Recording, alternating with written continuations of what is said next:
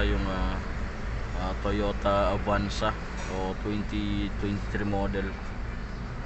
So check engine, tapos tumataas yung idle nya. So umaabot yan guys ng mga 1.1. So scan muna natin. So 2023 model Toyota Avanza, napakabago pa.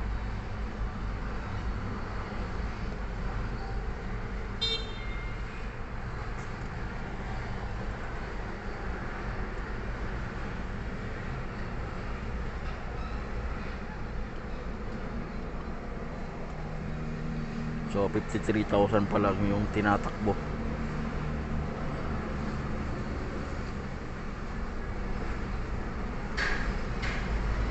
Yan, 53,000.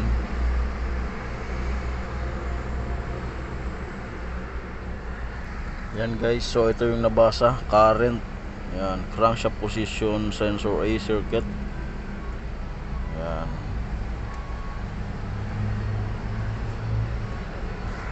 So kaya ngayon guys, syempre para ma-solve yung problema, so ito yung crankshaft position sensor na pumalit natin. Yan. So papalitan natin to. Yan. So ituturo ko sa inyo kung paano guys magpalit nito. So para mawala itong problema nya. So nandun yung crankshaft sensor. So yan yung tatanggalin natin. Tanggalin muna natin to para makabuelo. Yan, so pipindutin lang naman natin yan dito.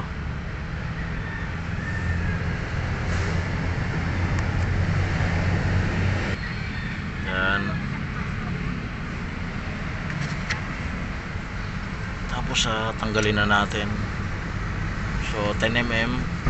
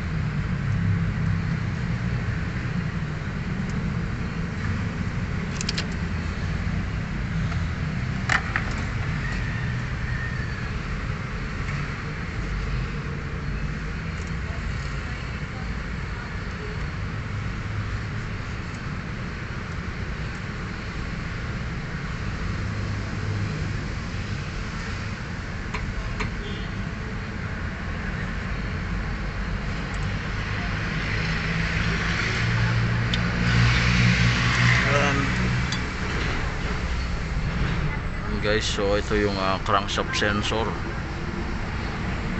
Yan guys, so yung unang sensor na pinakita ko sa inyo hindi tumugma.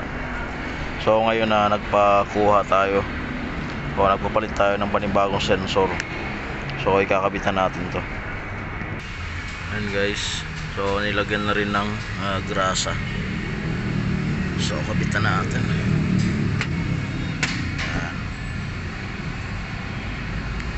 So isasalpak lang naman to. Yan, okay na. Tapos lagay na yung tornilyo.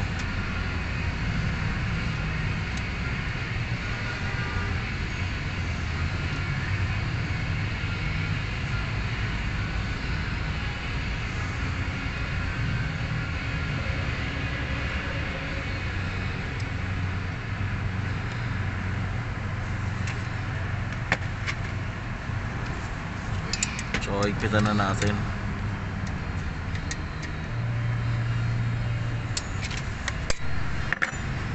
Tapos saksak na tong socket. Yan. So ikabit na rin to.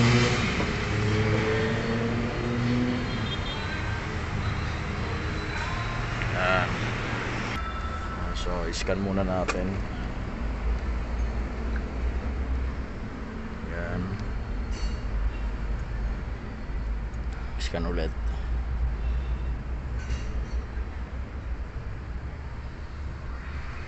So erase code tayo.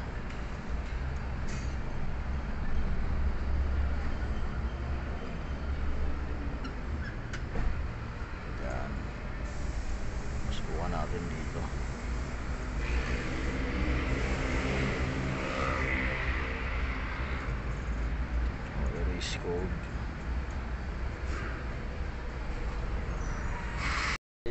So nag clear na siya, okay na.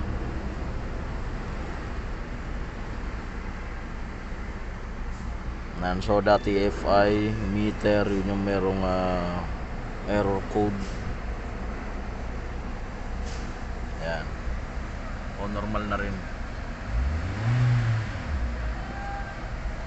Yan. So normal na rin siya. Okay na. So ganun lang naman guys, magpalit ng crankshaft position sensor ng Toyota Avanza. So like and subscribe to my channel, NNB Mechanics Vlog. Thank you.